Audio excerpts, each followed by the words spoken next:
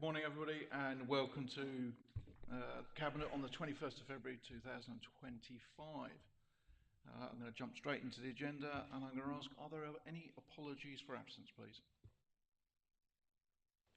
Thank you, Leader. There are no apologies from members of the Cabinet. Everyone is present today, but I can offer apologies from Councillor Jane Chapman, the leader of the Independent Group. Her deputy, Councillor Graham Steady, is attending on her behalf today, and similarly, apologies from Councillor Jeff Bray, the leader of the Reform UK Group, and his deputy, Councillor Peter Harris, is attending the meeting today. Thank you, Leader. Thank you, Mr. Ford, and welcome to the deputies. Item number 2, minutes of the last meeting. I've had a look at these. I'm happy to move them. And can I have a seconder? I'm happy to second, Leader. Thank you, Councillor Henderson. Are we all in agreement? Thank you very much. I'll sign them while I'm doing the next bits. Agenda item number 3, declarations of interests. Councillor Honeywood. Yes, Chairman. Was to declare an interest under the Careline item, as I have a relative that uses the Careline service. Thank you very much. Any other declarations? Right, moving on to item number 4, announcements by the Leader of the Council. I don't have any, but I do have an adjustment to the agenda around item 13. And for an explanation around that, I'm going to go to Ms Hastings. Thank you, Chairman. With your approval, the advice has been to withdraw item A6 from the Cabinet's agenda today, which is the consideration and adoption of a crime and disorder reduction strategy. The report refers to a strategic assessment which has been restricted from public access. We need to reconsider that position, and as it's not possible to do that today, we are suggesting that the item is deferred and comes back to a Cabinet meeting in April. Thank you, Ms Hastings. I'm going to move on to item 5, announcement by Cabinet members. Councillor Placey. Yes, just a couple of little things. The Crucial Crew that took place on Wednesday, I think, was a resounding success. It was, in case you don't know, it was for giving advice to our older people, and older, I've learned, is 55 plus. So yeah, I don't know. But anyway, it was around about crime prevention and safety for our older residents. So we had very many people there, from the police, from the fire brigade, from Citizens Advice, from CVST, you name it. It was great, and it ended up with a taster that's called Singing for the Brain, and it was sort of like a karaoke. It was really, really good. So good that we're doing another one in October, and we've already got 60 people on the waiting list for that. So I shall give you more news of it nearer that time, and you can spread it around. The other thing, I took up the invitation that was sent out to members to visit the orthopaedic unit in Colchester. Absolutely amazing. It was like walking into a bigger version of our diagnostic centre, light and airy, bright, really, really wonderful. The good news is, although the waiting list is still far too long, they've only been open 12 weeks and they've already reduced the waiting list by 7 weeks. If you get the opportunity to go and have a look, please do. Thank you. Thank you, Councillor Placey. And yes, the Chief Executive and I had the opportunity to go into the Crucial Crew just in time to see the karaoke, which we decided would probably be better without our input. There is one item I forgot to mention in the announcements by the Leader of the Council. I did want to defer to the Chief Executive of the Council just to give us an update on LGL. Okay, thank you very much, Leader.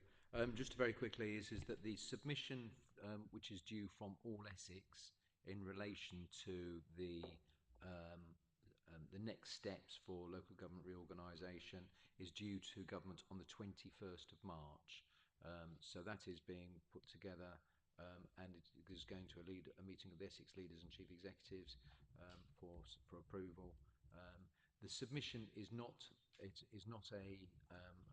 we do not as a council individually approve the submission.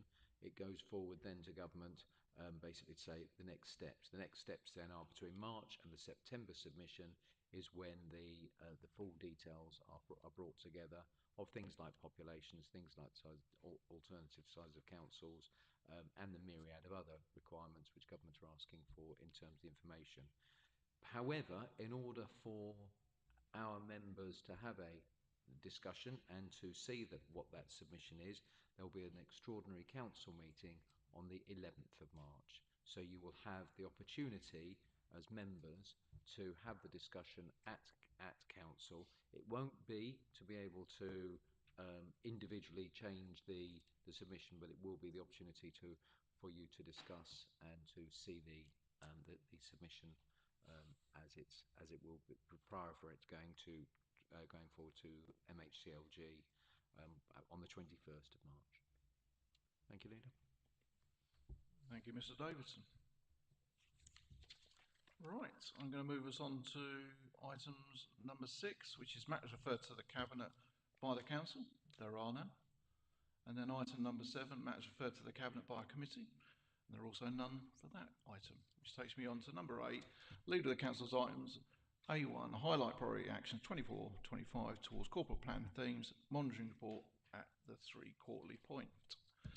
So this is something that I've been leading on. This is the priorities for the council, and really it's just a summary of where we are about the priorities that we set for this year back in April, I think it was, that go towards our corporate plan for the 4 years.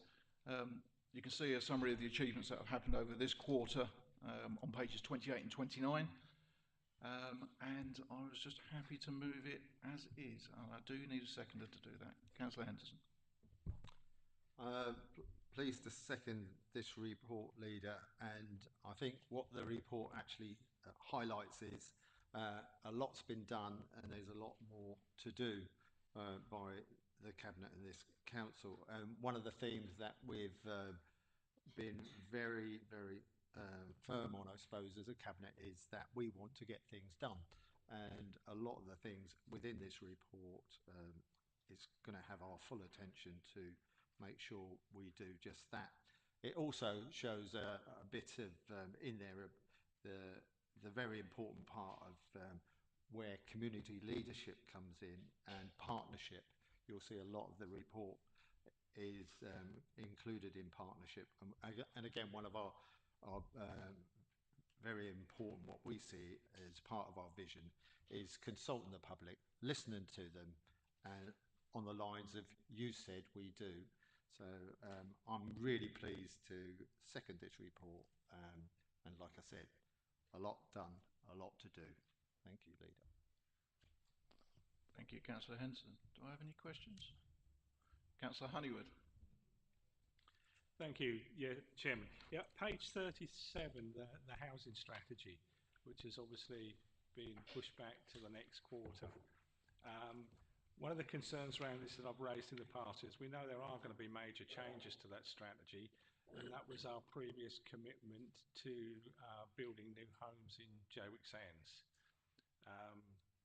I think it's time that Cabinet were sort of more open about this and made clear that there won't be any house building in Jaywick Sands under this council. Councillor Baker. Thank you, Chairman. Obviously the ambition was to build 100 homes within the life of the current strategy. There were 10 built, as we know. Obviously by the end of the current strategy, which is only to the end of this year, I don't think it would be possible, to build 90 further homes. So I can say that it's highly unachievable. It's improbable by the end of this strategy. That's not to say that we are not going to look at building homes or acquiring homes across the district, and that will include Jaywick. So once the strategy goes out for consultation, I would hope that any comments about things like that would be made by yourself or others. But I would say, as I've said, by the end of this strategy, it's highly unlikely that the 90 that we're aspired to will be built. I'm not saying that we might not acquire some, but we have acquired properties across the district. The figures I don't have to hand. I'm really sorry, but I can get those to you. But it's not 200. Obviously, it would have been nice to do that, but it's not that far short, I don't think. So, yeah, I think that's all I need to say on that for now. Councillor Harris. Thank you very much. Page 37 refers to the local plan, and obviously confirmation that the government have now set the housing target as 1,034. These targets are pretty much right across the country, these big increases. You know, I personally think that we're being set up to fail. Our officers are being put in an extremely difficult position to try and, you know, find places for these new houses and developments, etc., which, you know, are likely to disrupt and change the face of tendering forever.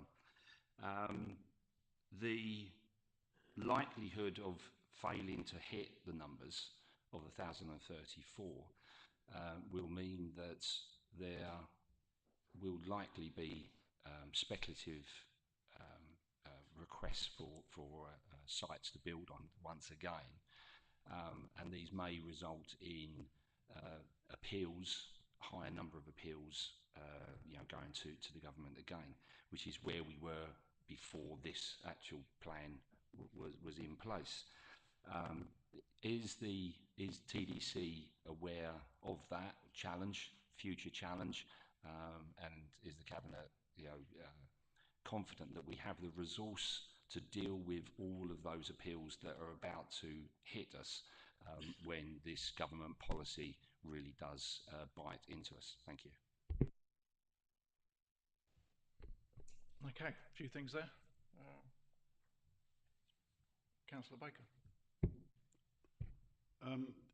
It would have been useful if you had been at the last planning poly and local plan committee, because there was a very well thought and well questioned debate around the numbers. Your colleague Councillor Bray obviously raised the number of 1,034. With regard to resourcing, I don't think we can say how many appeals we're going to get, because we just don't know. We might get some, we might not get any. Let's wait and see. So at the moment, as far as I'm aware, we have the resources to deal with everything that's thrown at us. I'm continually thanking our officers for the hard work they do, having been put in a position where we were ready to go almost, and then the rules changed with the new government bringing in these imposed housing targets. So in answer to your question, yes, we do have resources. Whether we're going to get numerous appeals, I think we're going to have to wait and see. We just won't know until it happens. And if there is then a resource issue, then myself, leader of the council, and the director of planning and communities will have a discussion as to where we go from that.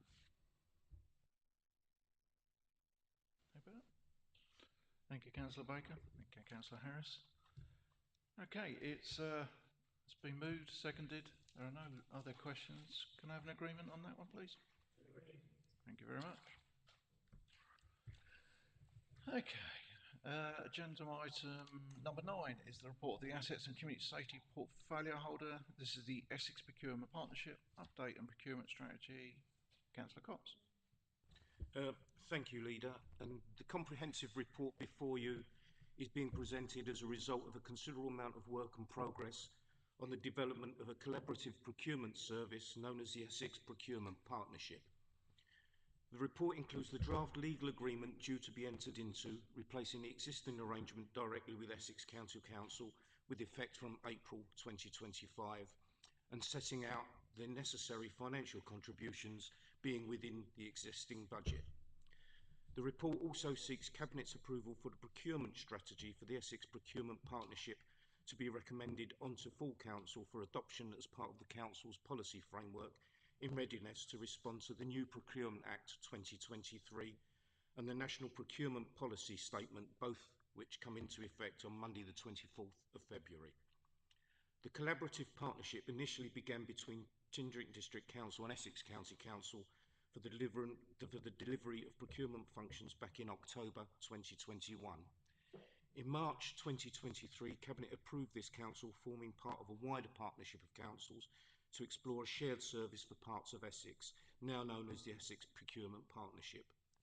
Since 2023, the council has worked in collaboration with Braintree District Council, Castle Point Borough Council, Epping Forest District Council and Essex Council Council.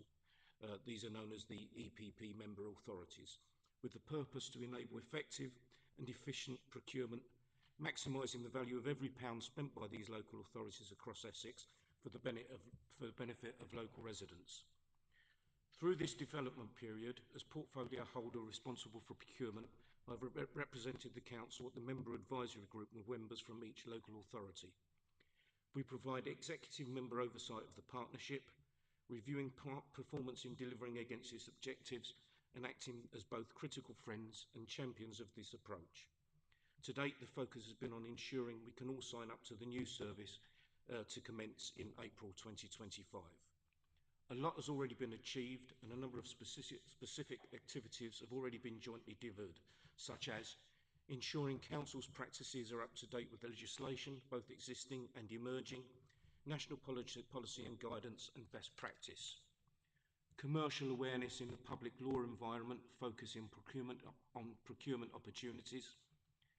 Developing and delivering training both on the existing regime and ensuring readiness for the implementation of the new Act. Seeking compliance with the regulatory framework and raising matters of probity and non-compliance with senior managers, management team and internal audits where necessary.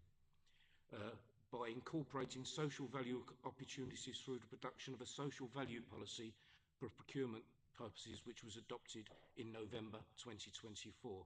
Also developed a revised procurement strategy to be used across the councils to enable wider collaboration and approaches as the attached strategy explains.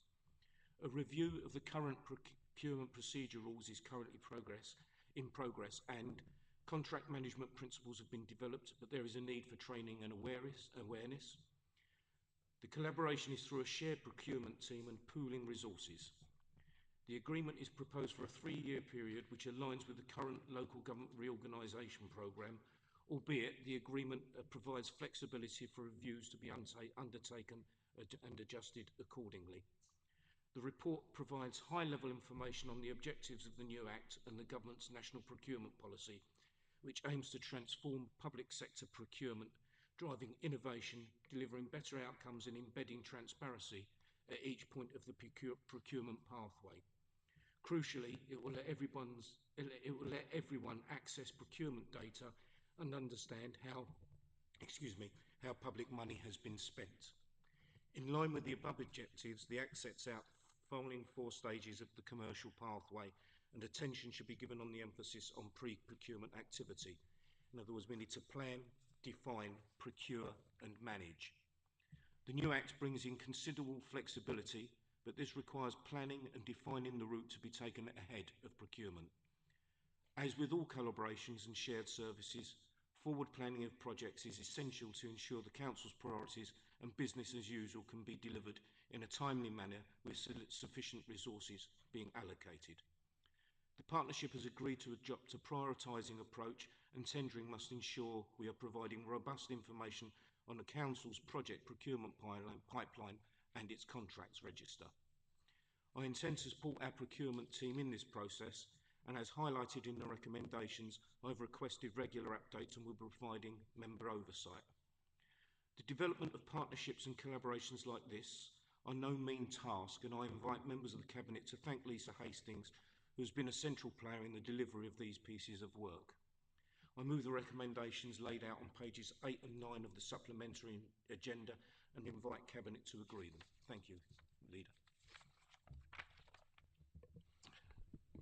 Thank you, Councillor Cox. And I'm actually very pleased to second that one. I think you ended on it, but I'll start with it. I wanted to thank Ms Hastings and her officers, and just by your introduction, goes to show the vast amount of work that's had to be done to bring this into place. I mean, some of the things that I really like about this, and I've been an advocate for it for quite some time, as was the previous finance portfolio holder, is that it creates some certainty around resilience around the procurement service, greater expertise, because we can call on numerous more people, the standardisation of documents, but it also has some real practicalities. It's quick, yeah, which means it improves our delivery outcomes. And if you look at, you mentioned our project pipeline, I think 134 things are going through that or have been through that just in the time that we've been doing this. But it's not to say that these are Essex rules, these are tendering rules, and I think it's one of the things I like most about it is that we can bolt on our social value to it. So I think, I'm very, very happy to second that. So I'm going to go to questions if there are any. Wasn't a question. Mr Davidson. Mine wasn't a question for you, Leader. I just wanted to emphasise one point about Mrs Hastings, though, that she has taken a lead role, and as Councillor Cox and yourself have both recognised the work that has gone in, and has been very well respected right across Essex in terms of that work, and has been leading on that. So just really do want to emphasise that Lisa and tendering has really been instrumental in this work going forward. Thank you very much, Mr Davison. I absolutely agree with you on that wholeheartedly. So, well done. Councillor Harris. Thank you very much, Councillor Stevenson. Well, this actually, from my personal opinion, it sounds very, very positive and sounds as though there's common sense entered into procurement, and it's about time, I think. This is a group buying thing, and in my business, I'm in such sort of buying groups as well, where procurement can have a big effect on businesses and can make significant savings and efficiencies. So I wholeheartedly support this, and well done to Mrs Hastings and everybody involved in putting this together. Councillor Cox mentioned this is to the benefit of local residents. The question that I have is, will this be of benefit to local businesses? Because, with procurement, I would like to see that local businesses are actually prioritised with the purchasing of goods and services. And I'm assuming that is the case, but it would be good to have that on record, that is actually happening. And perhaps this is a sign. We've heard of Doge in America. Maybe this is Dolge, the Department of Local Government Efficiency, that's breaking out, and maybe that's a good thing. Thank you. Councillor Cox. I thank Councillor Harris for his words and for his support. Maybe it's an omission of mine not to include the word business within my submission this morning, and I hopefully wholeheartedly do think that businesses will benefit from our procurement strategy. The other thing as well, which I think will help businesses, is the social value element, which is embedded within the procurement strategy, and I think local businesses will actually benefit from being part of that. But thank you for your support. I don't think there are any other questions. So it's been moved by...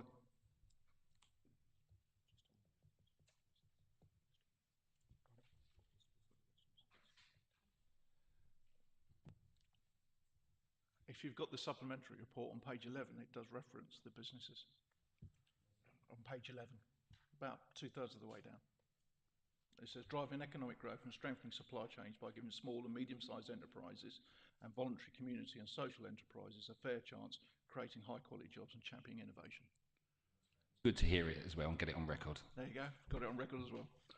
Okay, so it's been moved by Councillor Cox, seconded by myself. Are we all in agreement? Thank Thank you very much. Okay, so the next item is the report of the Economic Growth, Regeneration and Tourism Portfolio Holder, UK Shared Prosperity Fund, transition year 25-26. And I believe this is Councillor Henderson. Thank you, Leader. But before I move this report, can I refer to the Monitoring Officer regarding Appendix C to this report, please? The Monitoring Officer would like to say a few words.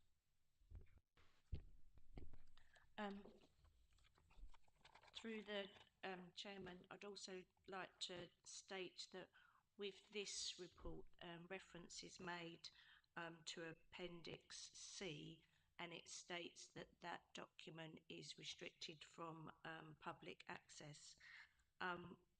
We have reassessed that this morning, and it will be placed into the public domain. So members would have received it because it was in blue pages. So it's the first 1, 2, 3, 4, 5 pages of your blue pages, and it will be put onto the council's website as soon as possible. So that information will be in the public domain. Thank you, Ms Hastings. Councillor Henderson. Thank you, Leader. And I'm pleased to move this report, and members will find recommendation on page 65.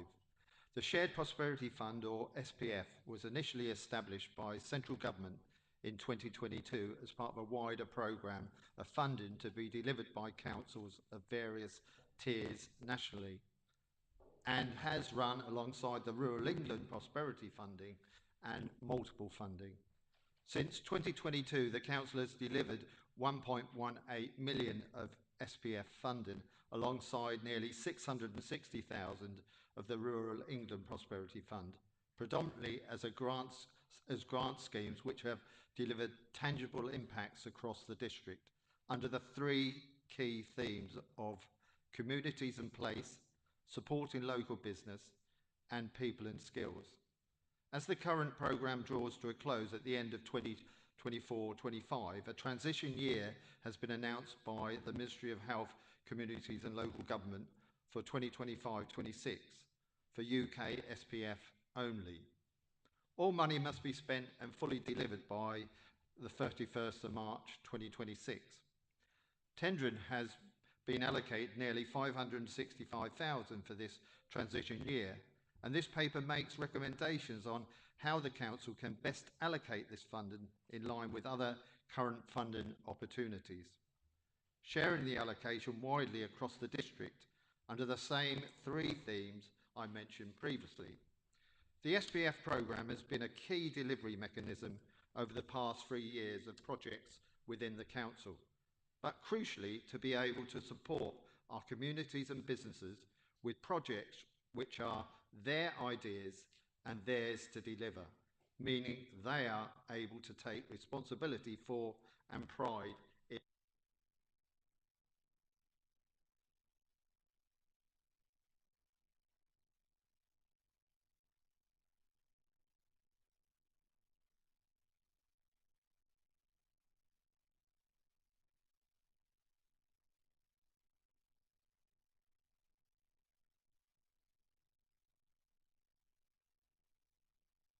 strategic links strengthened with Freeport East, the Tendering for Growth programme supported, and existing external fuel poverty support boosted, among many others. Some detailed case studies have been included in the Cabinet paper itself, so colleagues will have read already some of the examples. The great work has been enabled and facilitated in this funding. I've seen the impact this funding has had locally and look forward to seeing what further positives it can deliver for our residents in the coming transition year. Thank you, Leader. Thank you, Councillor Henderson. Do you have a seconder? Councillor Scott. Thank you, Leader. As the rural champion for the council, I am pleased to highlight the impressive range of funding that has been awarded to groups across the district from the UK SPF funding to date.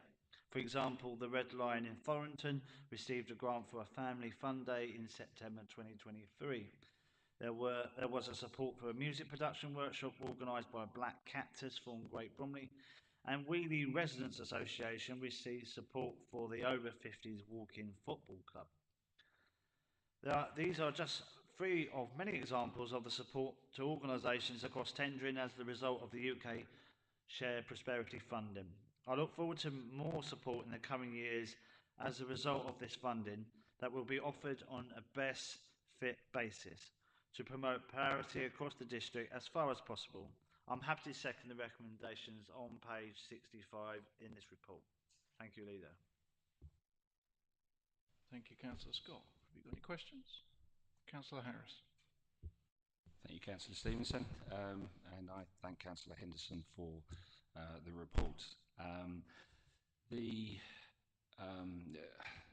Basically, Councillor Henderson said that he is supporting local business, and as a business owner myself, and a previous president of a Chamber of Commerce, I wholeheartedly support any support that local businesses get. But the fact is that local business is almost in crisis now because of the national insurance increases that we are seeing, and potentially we are about to see higher unemployment and businesses going out of business because of the costs that are being put onto them. So, can Councillor Henderson or your leader actually ensure that the support that we are giving is adequate? Are we in communication with these businesses? Because I chaired a meeting of 120 businesses just a few weeks ago, and 80% of those businesses said that they were about to lose staff, and they were to make some, really tough decisions in making redundancies. Jobs changes people's lives, and so does redundancy. That changes people's lives as well. So it will have a knock-on effect to our community. So in this report, have we considered the impact of this latest government policy? Thank you. Councillor Henderson. Thank you, Leader, and I'm sure members around this table and the public will recognise that I'm not here to answer to government policy. I am here to actually promote and support policy of this council on delivering and supporting our businesses. But if the member would like to know some of the benefits from this Shared Prosperity Fund, we're hearing it and seeing it in our town centres where money's being spent on shop fronts, and also the events which we're bringing into those areas to support retail and businesses, and it is making a difference. I can tell him from being on the High Street Accelerator partnership in Dovercourt that a lot of the retailers there said they had a good December because of some of the events we were putting on and bringing footfall into those particular areas. Again, I said earlier on our priorities, a lot done and still a lot to do, and I'm sure some of this funding will be connected to some of those things.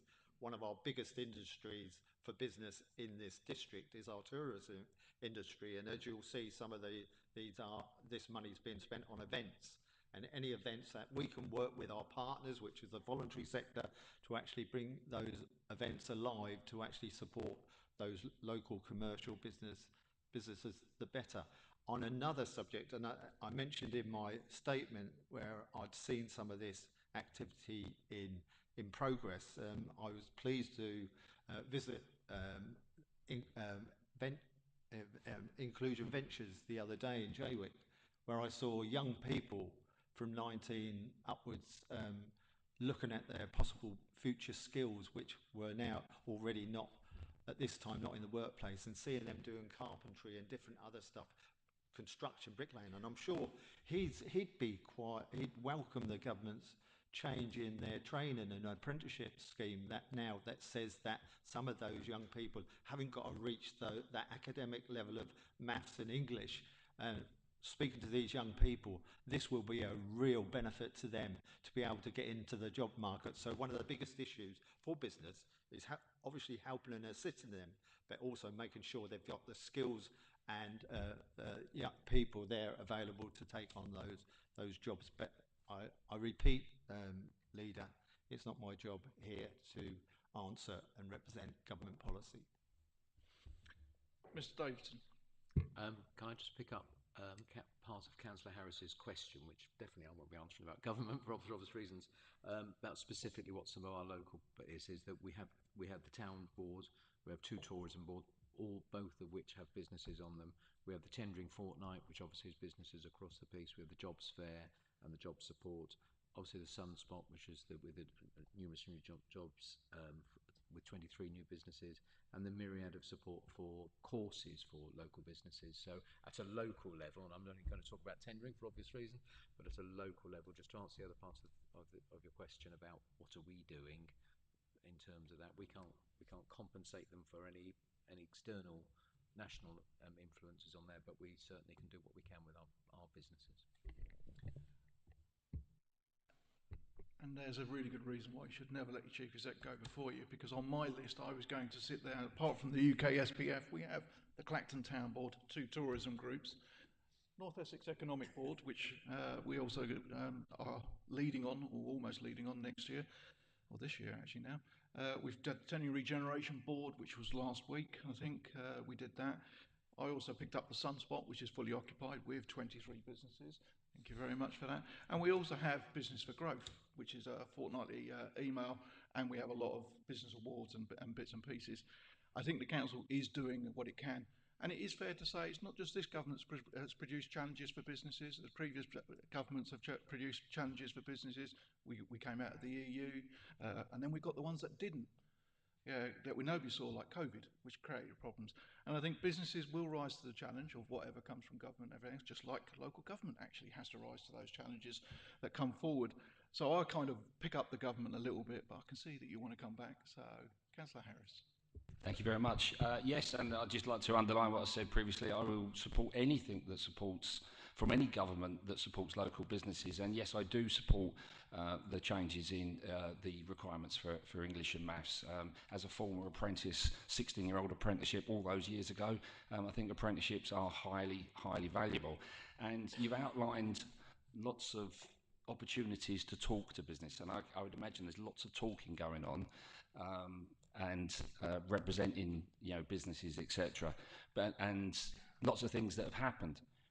But I'm just sort of underlining that these challenges that businesses face, we'll find out that the biggest impact of them will be on the 1st of April. And it's not an April Fool. That's when the changes will happen with National Insurance.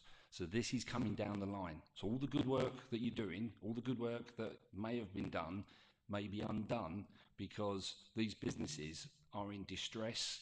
They are crying out to say that they cannot afford this. My own business has been impacted by 32,000 straight off bottom line.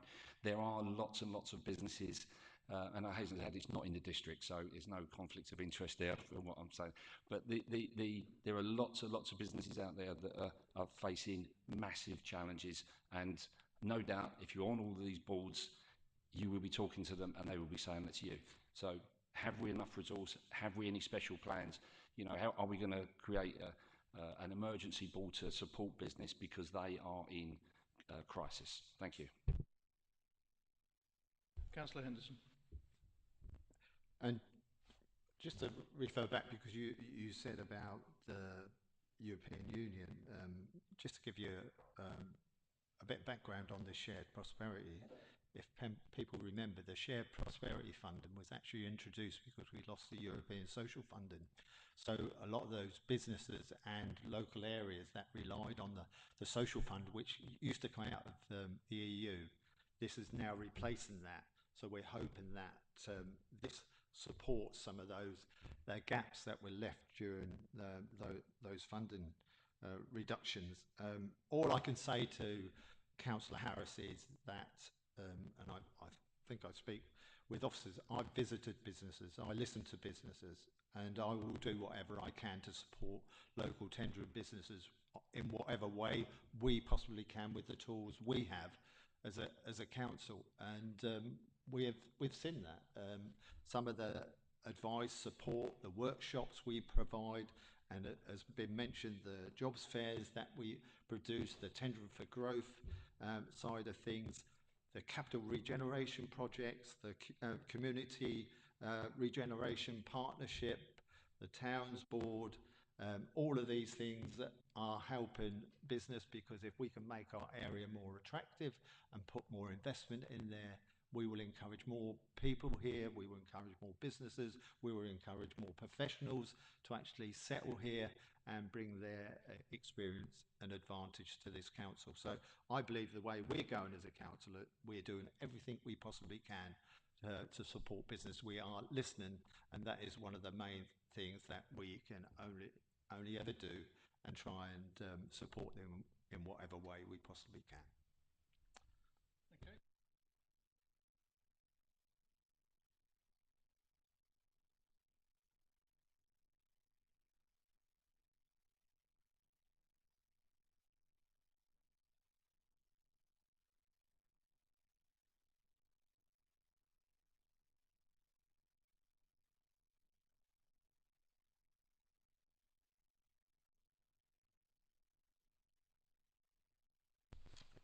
Yeah, thank you, Leader.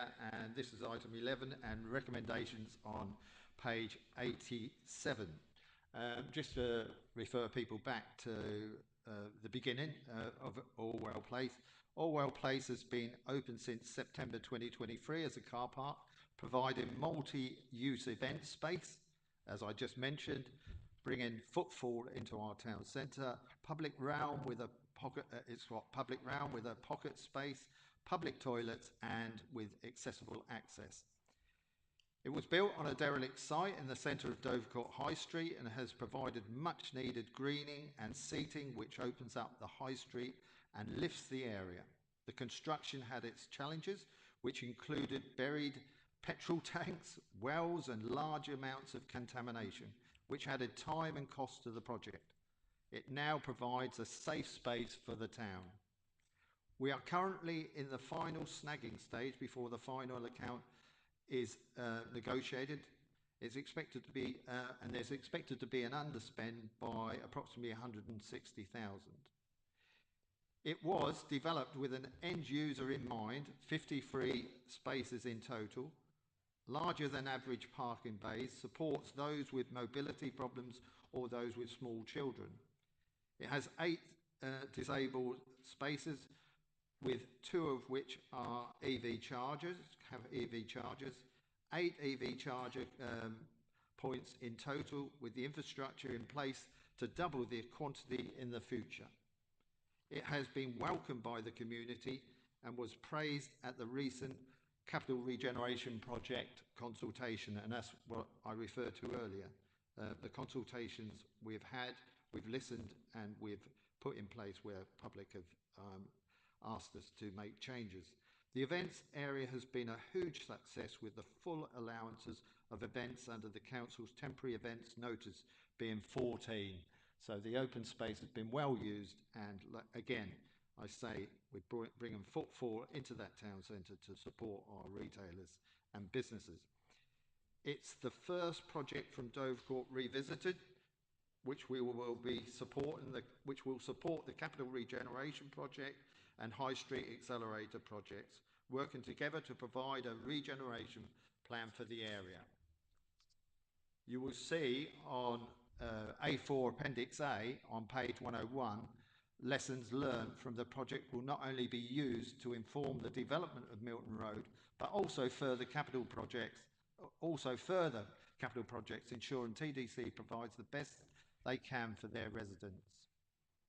And you will also see on page 191 the cost of the project and the potential underspend of £163,926. Thank you, Leader. Thank you, Councillor Henson. Do you have a seconder? Councillor Barry? Yeah, thank you, Leader. I'm very happy to second and support this report. It's a very comprehensive and positive document. It not only outlines the major benefits to the Dovercourt area from this project and investment, but it also offers a very critical analysis of the objectives and the lessons that we learned from the project management and delivery process. As has been referenced in Appendix A, this analysis has informed a response which will help us as an organisation meet some of the challenges that we will be facing with similar large-scale capital investment projects in the very near future. We now have a project delivery team who I'm sure will take on board the lessons outlined in this report.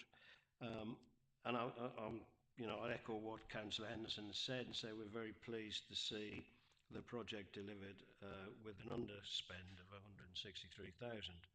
I think overall it shows that we are a learning organisation and that we are really looking to develop our project delivery skills for the benefits of residents, and we have some big capital projects coming up.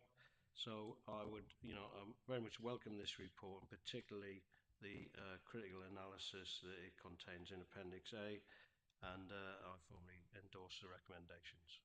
Thank you. Thank you, Councillor Barry. Do I have any questions? Councillor Honeywood. Thank you, Leader. As I note on page 87, under recommendation C, invites overview and scrutiny to consider including the outcome of this review on their work programmes to provide additional scrutiny of the performance and lessons learned. I'm happy to recommend that to the scrutiny committee that I chair to see if they're happy to. On an annual basis. I'm also asking Cabinet to approve the Housing Asset Management Plan, which has been developed to provide a framework to enable the safe, efficient and effective management of the Council's residential properties and related building and facilities. As you can see from the document itself, Leader, it covers such things as lift management, heating, windows and doors, roofs, electrical improvements, to name but a few, outlining what we as a Council will do in relation to each aspect of managing our residential properties. It also strongly supports our theme of pride in our area and services to residents, along with the commitment to providing decent council housing that our tenants deserve. It also assists this council to comply with the requirements set out by the regulator. The recommendations are set out at the top of page 108 of the agenda, and I commend both to Cabinet for approval. Thank you, Leader. Thank you, Councillor Baker. Do you have a seconder? Councillor Smith. It's of great importance that we have clear plans and policy framework in place. This plan and subsequent policy is a tremendous example of how to achieve that. I especially like the hyperlinks dotted throughout this piece of work, enabling anyone that would like to access other policies relevant to this plan an opportunity to do so, and I'm very happy to second this. Thank you, Councillor Smith. Are there any questions? Councillor Harris. Thank you very much, Councillor Stevenson. Obviously, I support this policy. It seems a sensible thing to do. My question is with regards to the subcontractors that we're using. Presumably, we're going to use these will be subcontracted out. Is the impact on the costs, and sorry to go back like a broken record again, with National Insurance, as to the implications regarding this in terms of increased costs from those subcontractors who will pass on that. At a recent asset meeting, a committee that I was on, it was discussed and outlined that the potential cost of that National Insurance would cost this council from subcontractors somewhere in the region of £400,000. Have we analysed what the potential increase in cost will be on subcontractors ongoing? Thank you. Councillor Baker.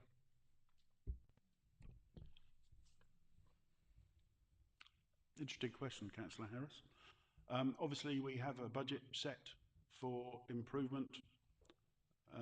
We use certain contractors. Whether they will be passing on those National Insurance costs to us, I cannot say at this time. So if I will have to have a conversation with officers, I think, before I can give you a proper answer. I'll respond to that in writing. Mr. Davis. Thank you. Sorry, can I might be able to preempt you needing to. It is an issue, and it's an issue for not just this particular area, it's across the piece for all of our contracts. We don't know what the impact is because, of course, we don't know what they're going to pass on and what's the issue. Can I just pick up one point you said, though, is that we get the council gets the return. With the settlement, we don't. We only get 47%. So in terms of the council, we also have the impact of the national insurance as well as our contractors, but we don't yet know what the impact is. So we couldn't reply and say in terms of that, because we don't know what will get passed on to us, what will be absorbed, or what would be adapted by a contractor. So in short, I think your point is, you're highlighting the point, which is on this one, and as you've said on other ones.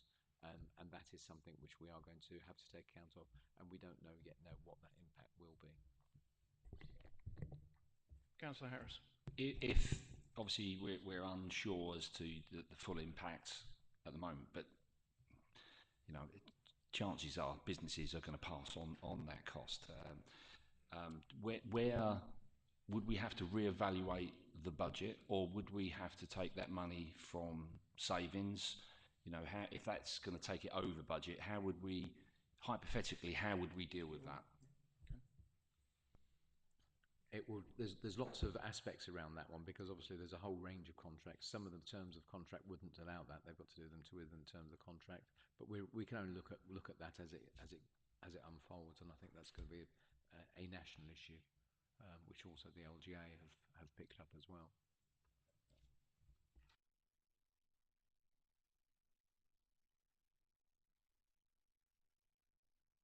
Being moved by Councillor Baker, seconded by Councillor Smith. Are we all in agreement? Thank you very much. So item 13 has been pulled, so we won't be covering that one now. Number 14 is the report of the partnership portfolio holder, and this is the health and wellbeing draft strategy for tendering. And this one's over to Councillor Placey. Thank you. I'm pleased to present this new health and wellbeing draft strategy to Cabinet. It is the result of a lot of hard work, and I want to thank the officers involved in the journey to get us to this position. This strategy seeks to help deliver improvements to the health and wellbeing of our population by working with our partners to take an early intervention and prevention approach, and by seeking to address the wider determinants of health, such as housing, skills and employment, and physical activity. The vision of the strategy is to support residents to live healthier, fulfilled and independent lives for longer. By taking a preventative approach and addressing those underlying causes of ill health, for example around housing, opportunity around employment and improving physical activity, the strategy will seek to improve the health of our population and allow them to live more fulfilled lives and improve their long-term independence and healthy life expectancy. There is a strong alignment between the strategy and the Council's existing strategies, such as the Corporate Plan, Economic Development Strategy and Sport and Activity Strategy, but also more widely with the strategies of our key partners, for example, the Joint Forward Plan in our Local Health Alliance and the Joint Health and Wellbeing Strategy developed by the Essex County Council. In addition, this strategy aligns with the Emerging Place Plan being developed by the Alliance, which takes a preventative approach with a focus on addressing the wider determinants of health. The strategy is firmly based on data, providing an understanding of the needs in our area and the inequalities in health, which will allow appropriate prioritisation. This strategy will build on existing excellent partnership working with a focus on addressing health inequalities, especially in our coastal communities, which has already resulted in an improvement in our health index score and has shown improvements in tendering, whilst many other areas are in decline. In addition, the strategy identifies the wide variety of work the Council undertakes, which has a fundamental impact on improving the health of our population, for example in terms of housing, benefits, economic growth and sport and activity. A delivery plan is present within the strategy, including some items already planned or ongoing, but also aspirational work which could potentially be developed with partners. It is proposed to review the strategy in 3 years' time, and although some local government changes will occur in that time and others are being considered, the approach identified within the strategy involves close alignment with partners and is in line with wider government thinking around a shift to prevention, which means it should remain relevant through those changes. I so move the recommendations on page 200. Thank you, Councillor Placey. Do you have a seconder? I do. Councillor Barry. Yeah, thank you, Leader, and thank you, Councillor Placey. I fully support the recommendations that this draft strategy goes out for consultation. As a portfolio holder for who delivered the sport and activity strategy, this strategy has great resonance and engagement with partners across the health, activity and well-being spectrum, and it will join up a lot of dots. It sits very firmly in support of our sport and activity strategy, and it links to many other portfolio areas. This is not something that is just covers one area. It's across housing, as has been said, assets, our environment, arts and skills and employment. All are influences on good health. It also aligns very much with our partners in public health and the integrated care bodies, and it will set a platform for us to maintain our influence in the forthcoming talks around local government reform. And I think I'll just put a statistic out there. We want to improve the healthy life expectancy of all our adult residents. There's no reason why people living in Tendring should have any lower healthy life expectancy than people living anywhere else. At the moment, the healthy life expectancy for males is 61 and for females is 63. And with life expectancy of males at 77 and women at 82, this means that male adult residents in this area will experience, on average, something like 16 years in poor health, and that our female residents will experience something like 19 and a half years in poor health. And that's just, to me, that is just not acceptable.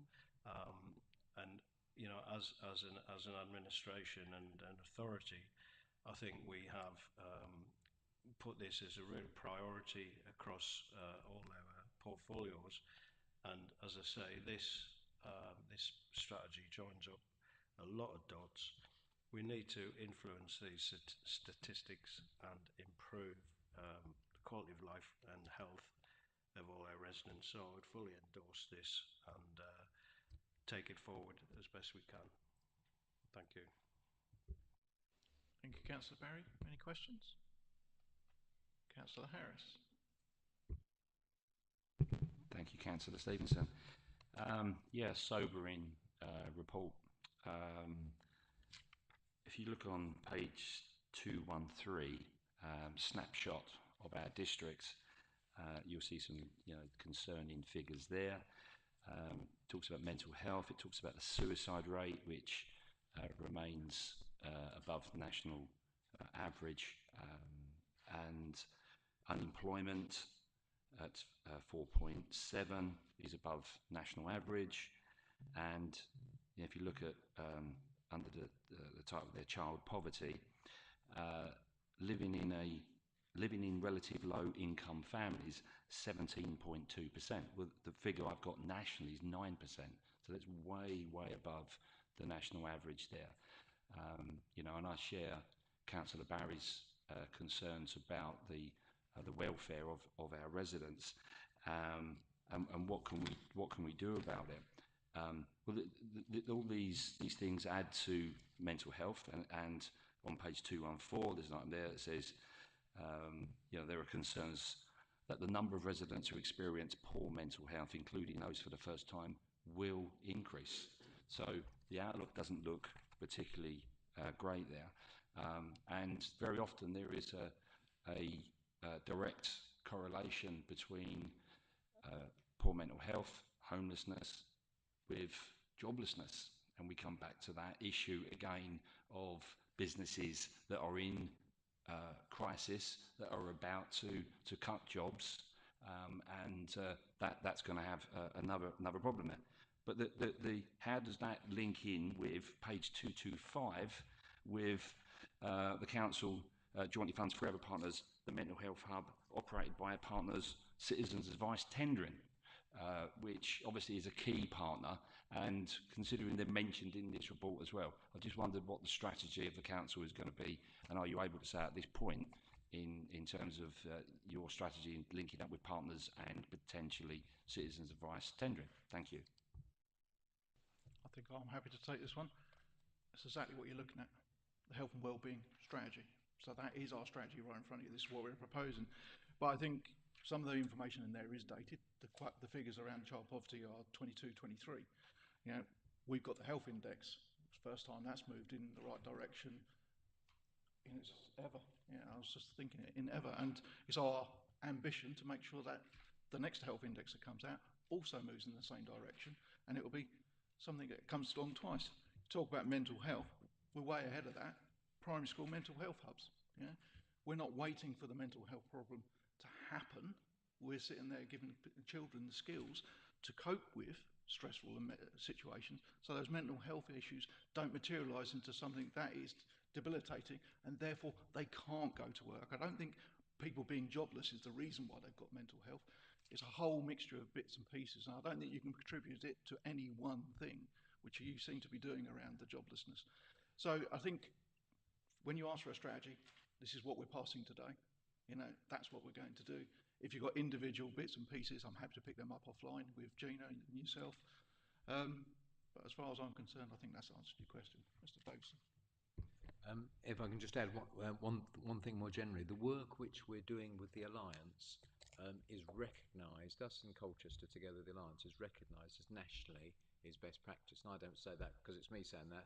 There was an LGA review which was undertaken to look at it and say that work we're doing.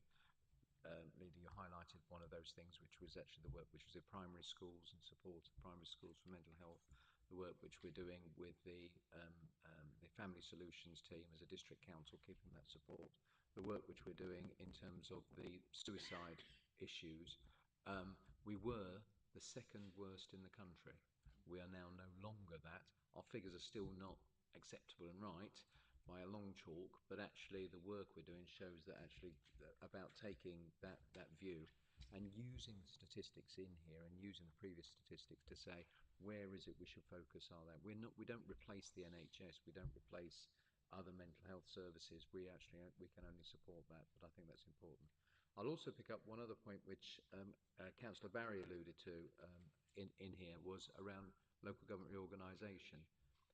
At the moment, you have the Director of Public Health sits at the County Council. You have in the Alliance and the Health Service some of the works that and the solutions which are in there. Some of them sit with us at the District Council. Some sit with different departments in Essex County Council. This is one of the opportunities of bringing that together at a local level, to bring together the services, to have a better focus as an individual. So I would just say is that picking up Councillor Barry's point, that we are already saying what would it look like for our residents, for the statistics which you were talking about, for the statistics which are in the report, about saying how do we coordinate those better. And actually at the moment we're having to sort of coordinate it via different partnerships, but actually it could well be end up sitting as an organisation, which I would hope would be make that pathway easier.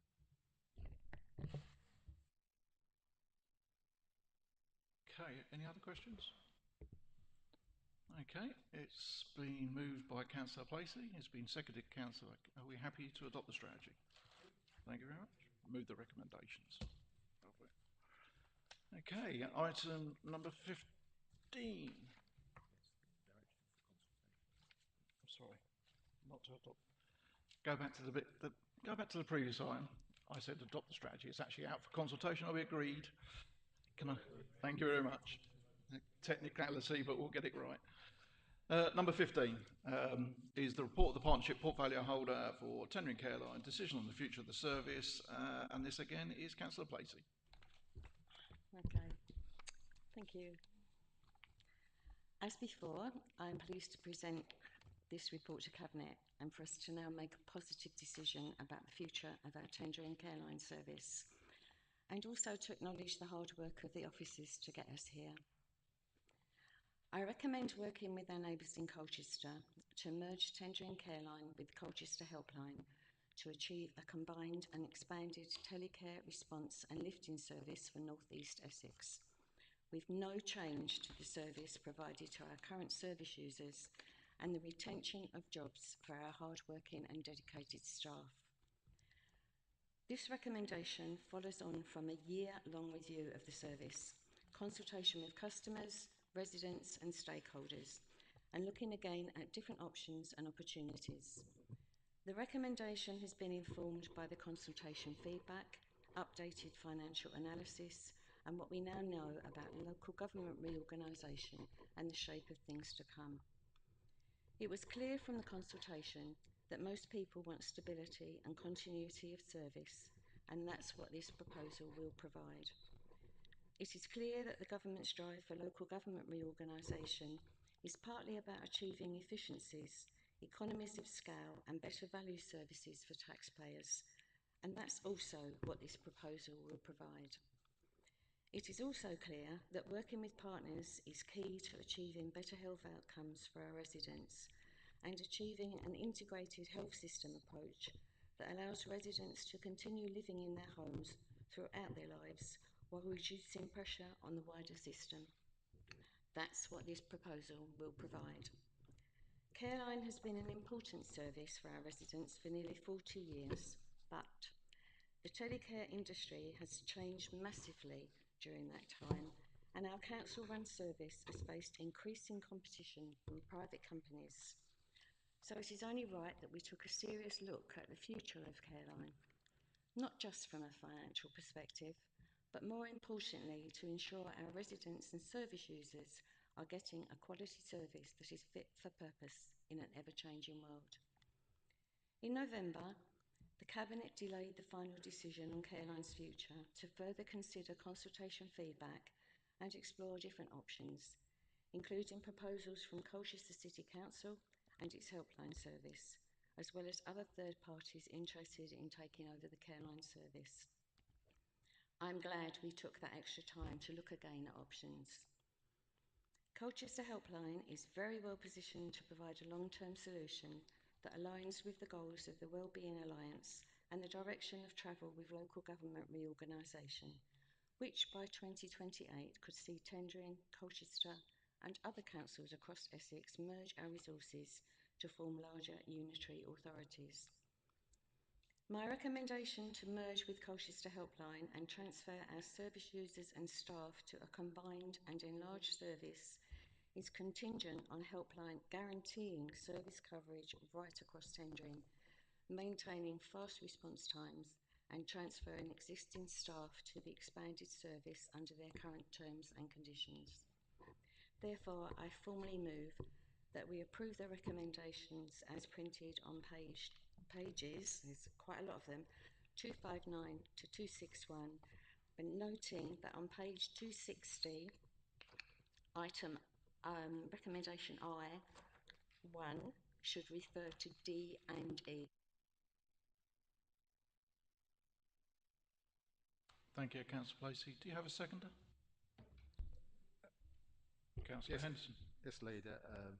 I'll second this, and I'm really pleased to second it actually, because I think what this report does, and it's a really good report, it emphasises the fact that the Cabinet members and officers have always had the best interests of the service users at the forefront of any final decision regarding this service. The evidence is clearly there for all to see in this report. At every stage of the consideration and consultation, all Careline users, their families, their carers have been listened to throughout the whole process. This proposed transition of the service proves that all existing support is included at no extra cost, and no one, as we said from the start, will be left behind. So I'm really pleased to move this report and welcome this as the proposal for the future of that service. Thank you. Thank you, Councillor Henderson. Do I have any questions? Councillor Honeywood. Thank you, Chairman.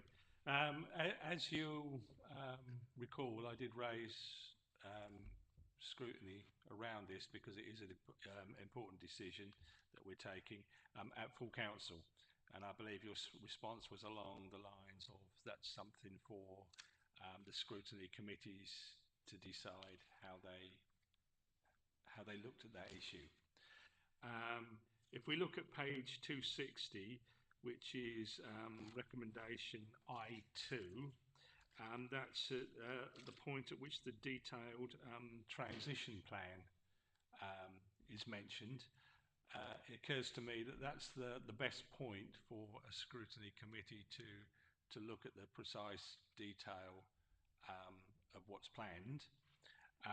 I've spoken to, as you know, I chair one of the scrutiny committees, but Graham, Councillor Steady, chairs the other. So although technically it falls to my committee, having briefly discussed with Graham, we feel that that's the point to scrutinise, and it's done by membership of the two committees. So I hope you're happy with that approach, but it seems a sensible way to do the double check, if you like. Thank you. Thank you, Councillor Honeywood. And I am blessed to have both scrutiny chairmen in my cabinet today. As I said at full council, it's not for cabinet to tell scrutiny what they can and cannot scrutinise, but I do appreciate your looking into the care line in its entirety, should I say. And it's up to you which parts and bits you pick. But yes, you have my, if it needed, it's my full support. Scrutiny has always proved a valuable function. It was one I well know as previous chairman of your committee. So, yes, I've got no problems with that. Councillor Harris. Thank you, Councillor Stevenson. I must admit, when I first heard the headlines, I first read the headlines that this was going to be, got rid of, etc., I was extremely alarmed at the thought of that. And as Councillor Placey said, it's been in position there for 40 years, highly thought of service. But I think the reassurance is that we've got here that nobody's going to be left behind is an important one. And so long as effective communication has happened with all residents, then I see this as a sort of precursor almost of the joining of the councils anyway. So although this may be moving to the Colchester City Council, I think after LGR, I think we're going to get it back again anyway in some sort of guise. So they can look after it for maybe 2 or 3 years, and then I think when the United Council comes, then we can look at it again. But I would like to, also on a final note, I mean, I've been in a position where my mother actually used Colchester Helpline. We live in Tendring and Tendring Village, and I must say that the service that she received from Colchester Helpline was absolutely first class. They were really great personnel, and it saves a lot of time, and not only gives the resident peace of mind, but also the residents knowing that, sorry, the family of those elderly that are looked after as well, gives the families peace of mind. So yeah, I'm in favour. Thank you. Thank you, Councillor Harris, for that. Couple of comments. So, as you rightly said, and Councillor Henson said, no one left behind has been at the forefront. In fact, the very first conversation we ever had about this as a new administration, and this was brought up, I think the thing that resonated around the room was that no one was left behind before we even knew what we were doing. And so I'm really glad that that has been the case. And I think it shows the value of a consultation, doesn't it? So a lot of the residents said, no, we want this service to stay. And if we hadn't had a consultation, Colchester wouldn't have presented itself with an idea. And it was that idea that we now carry forward. And I think that's one of the bits. And I think, we took a year, but we took it seriously. And as we went forward, we sat there and assessed the options and everything else that went forward. And now we have a position where after today, anybody phoning up will automatically be put through to Colchester, and they will be sorting out their care for them. And you're not the only council that said that about Colchester Helpline. We've had other group leaders talk about Colchester Helpline where they've helped their mum. So I feel that we're in a good pair of hands when it comes in. So I've picked up all of that. I can see Councillor Baker wanted to come in, so I'll go to him. Chairman, thank you. It's an excellent report, and I think it's probably, since we've been in administration, the longest set of recommendations that I've seen over nearly 3 pages, which shows the thoroughness that has been taken in preparing this document, which outlines absolutely everything. So I think officers should be thanked, but I think what we should also do publicly is thank our staff at Careline, not just the ones that are still here, but those that used to work for us and maybe have moved on. Publicly say thank you for looking after our residents over quite a long period of time, well in fact a very long period of time, and doing the best that they can do. So I think I'll leave it there, Leader, thank you. And I totally agree with your sentiments around our staff. Over nearly 40 years that we've had staff looking after residents. Mr. Davidson. Thank you. And following the steer from Cabinet and from members about it, I just also think just to recognise the role that Gary Guyver's taken in taking that forward, and the work he's done to that and picking that up, because it's been a huge piece of work.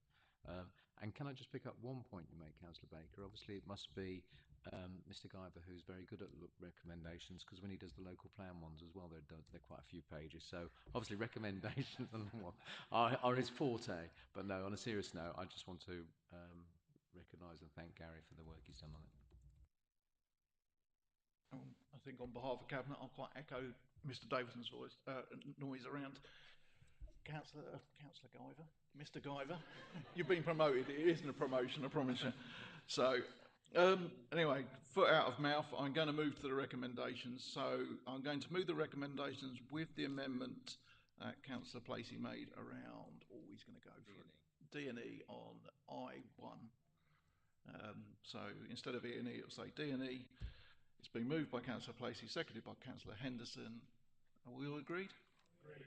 Thank you very much. Item 16 is Manager Mimes. There are none, which leads me to say I hereby close the meeting.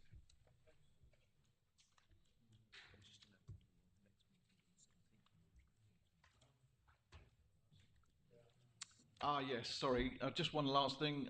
Just needed to note, even though the meeting's closed, that the next meeting is going to be on Monday the 17th of March, not as advertised on the 14th, Friday the 14th of March. We've had to move that one. So anybody listening in, 17th of March